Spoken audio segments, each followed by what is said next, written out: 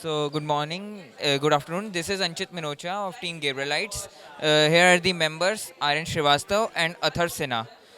This is our project Garbage to Electricity Converter, which is quite used for the conversion of garbage which we cannot use to electricity. So, what are we doing here is converting this garbage here is burnt, and the solar panels and thermoelectric conductors absorb the heat and light energy from this burning garbage and send it to our stabilizer circuits. Here the stabilizer circuits work for stabilizing the current, and also they prevent the backflow of current since these batteries are charged from there.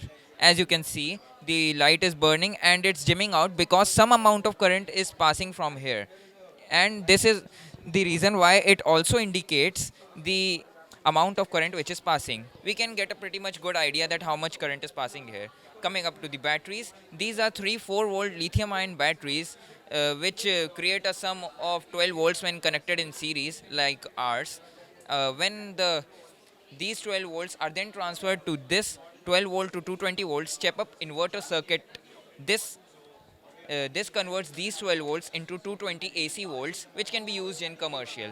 Now, many of our audience had the question that what will you do about the gases which are being emitted? So, for that gases, here we have a filter which we have designed for this, which contains compounds like activated carbon, activated charcoal, and many others.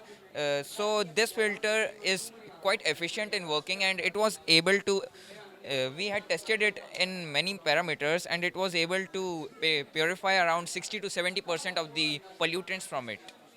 And to keep an eye on that, we have an MQ2 sensor for the quality check. Thank you.